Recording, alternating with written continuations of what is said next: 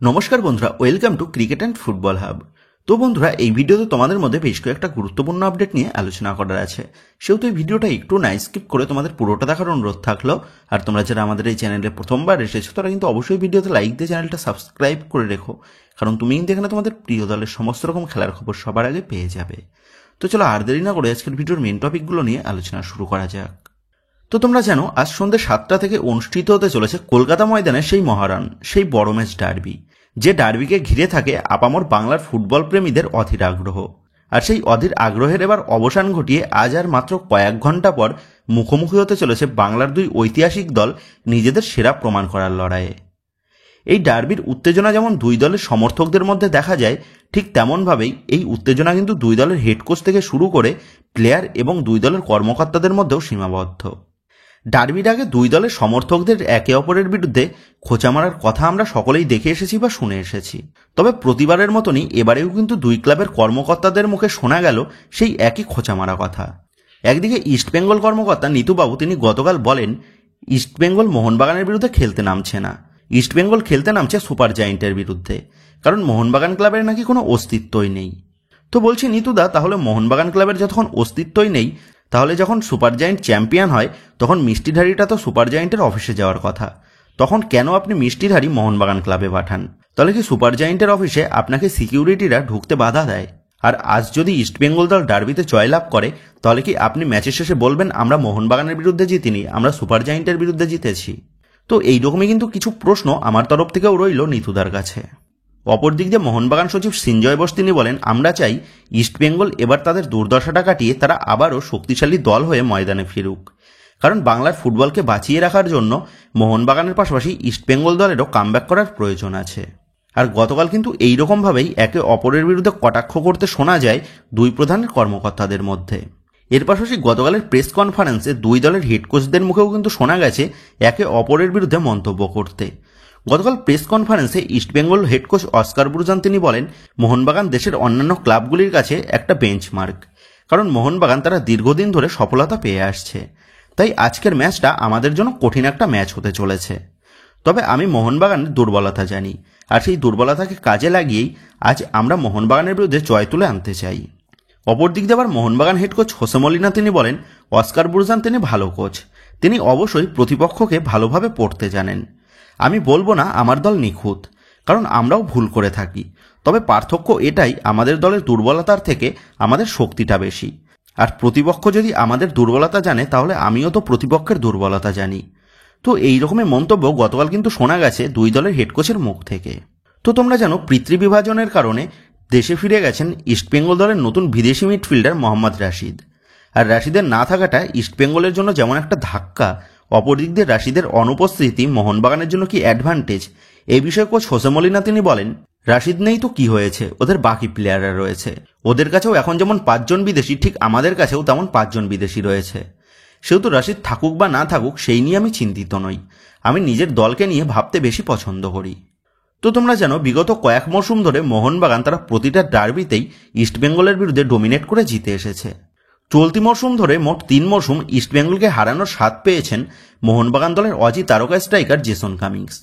আর ঠিক সেই মতনভাবেই নিজের চিরাচরিত ছন্দে গতকাল প্রেস কনফারেন্সে জেসন কামিংস তিনি বলেন, আমরা ইস্টবেঙ্গলকে নিয়ে বেশি চিন্তিত নই, কারণ গত কয়েক মরশুমে ওরা আমাদের বিরুদ্ধে জয় তুলে আনতে পারেনি, আর ঠিক সেই মতনভাবেই এই মরশুমেও ওদের বিরুদ্ধে জয় আমরাই পাবো।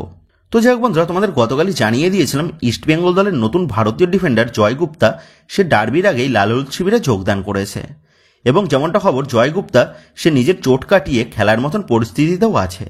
আর জয় গুপ্তার এই ফিটনেস দেখে খুব সম্ভবত লাল হলুদ ম্যানেজমেন্ট তারা জয় গুপ্তাকে আজকের ম্যাচের জন্য রেজিস্টার করিয়েছে। তবে জয় গুপ্তাকে কোচ অস্কার ব্রুজান মাঠে নামাবেন নাকি সেটাই কিন্তু দেখার বিষয় হবে। আর যদি জয় গুপ্তাকে ডার্বি ম্যাচে অভিষেক করানো হয়, তাহলে হয়তো পরবর্তীতে জয় গুপ্তাকে সাবস্টিটিউট হিসাবে মাঠে আনতে পারেন কোচ অস্কার ব্রুজান।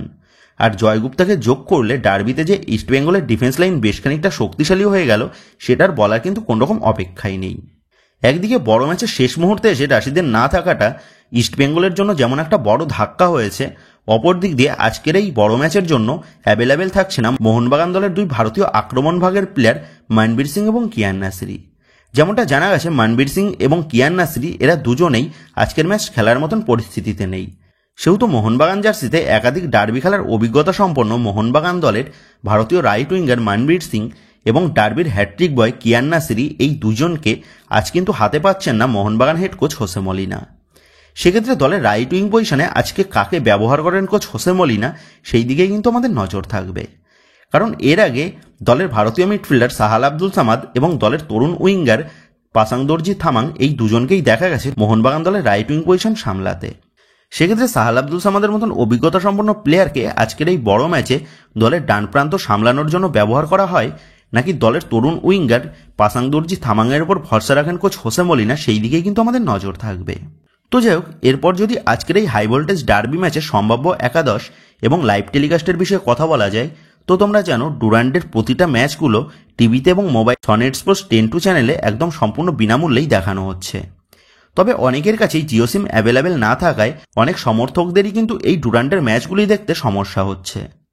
আর সেই সমস্ত সমর্থকদের জন্য আমরা আজকের এই হাই ভোল্টেজ ডার্বি ম্যাচের ফ্রি লাইভ লিঙ্ক দিয়ে দেওয়ার চেষ্টা করব, যেখান থেকে তোমরা কিন্তু অনায়াসেই আজকের এই হাই ভোল্টেজ ডার্বি ম্যাচটা সম্পূর্ণ বিনামূল্যেই দেখতে পেয়ে যাবে।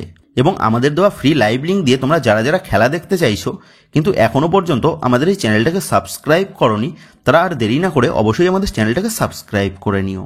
কারণ তোমরা আমাদের এই চ্যানেলটাকে সাবস্ক্রাইব করলেই তোমরা কিন্তু আমাদের দেওয়া ফ্রি লাইভ লিঙ্কটা অনায়াসেই পেয়ে যাবে। আর হ্যাঁ, তোমাদের জানিয়ে রাখি, যদি ডার্বি ম্যাচের ইউটিউব ফ্রি লিঙ্ক পেয়ে থাকি তাহলে তো সেই ইউটিউব লিঙ্কটাই তোমাদের দিয়ে দেবো, আর যদি সেটা না পেয়ে থাকি তাহলে এনএস প্লেয়ার অ্যাপের লাইভ লিঙ্ক দিয়ে দেবো।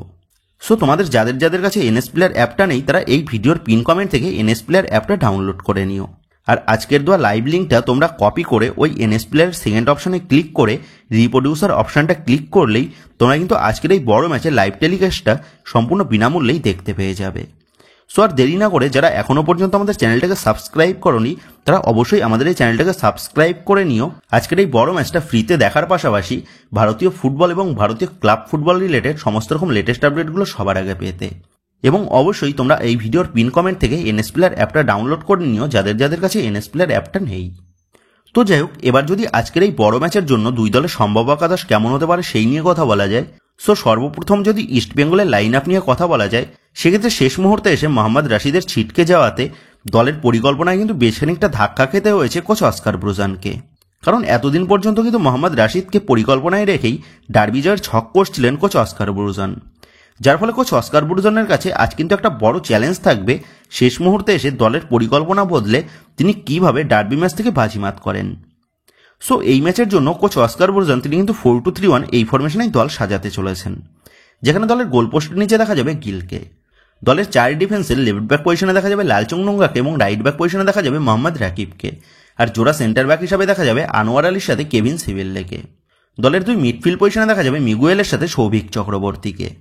তো এবার আপফ্রন্ট নিয়ে কথা বললে আপফ্রন্টের লেফট উইংয়ে এখানে রাখা হয়েছে বিপিনকে এবং রাইট উইংয়ে রাখা হয়েছে নাওরেম মহেশকে, এবং দলের অ্যাটাকিং মিডফিল্ড পজিশনে রাখা হয়েছে সাউল ক্রেসপোকে। আর দলের সিঙ্গেল স্ট্রাইকার হিসাবে ডিমিত্রিয়াস ডিয়ামান্টাকোস অথবা আহাদাদ যে কোনো একজন শুরু করবে। তো এইরকমই প্লেইং 11 নিয়ে আজকের এই বড় ম্যাচ বাজিমাত করতে কিন্তু মাঠে নামতে চলেছে ইস্টবেঙ্গল। অপরদিক দিয়ে গত মৌসুমের দলকে ধরে রেখেই এই মৌসুমেও ডার্বি ম্যাচ খেলতে নামছে মোহনবাগান দল। বিশেষ করে একদিকে যেমন ইস্টবেঙ্গল দলের 3 বিদেশি আজ প্রথমবারের জন্য ডার্বিতে মাঠে নামতে চলেছে, সেখানে দাঁড়িয়ে মোহনবাগান দলের প্রতিটা বিদেশির কাছেই একাধিক ডার্বি ম্যাচ খেলার অভিজ্ঞতা রয়েছে। আর প্রথমবার ডার্বিতে নেমে সমর্থকদের উত্তেজনার চাপকে সামলানোটাই সবথেকে বড় বিষয় হয়ে দাঁড়ায় যে কোনো প্লেয়ারের ক্ষেত্রে। আর এই দিক থেকে আজ কিন্তু মোহনবাগান তারা ইস্টবেঙ্গলের থেকে অ্যাডভান্টেজ নিয়েই মাঠে নামতে চলেছে, কারণ তেকচাম অভিষেক সিং ছাড়া মোহনবাগান দলের প্রতিটা প্লেয়ারের কাছেই একাধিক ডার্বি ম্যাচ খেলার অভিজ্ঞতা রয়েছে, যেটা কিন্তু নেই ইস্টবেঙ্গল দলের 3 প্রধান বিদেশি প্লেয়ারের। সেক্ষেত্রে এই সুযোগকেই কাজে লাগিয়ে আজকের ম্যাচে 4-2-3-1 এই ফরমেশনেই ইস্টবেঙ্গলের বিরুদ্ধে বাজিমাত করতে চাইবে Mohun Bagan head coach Jose Malina.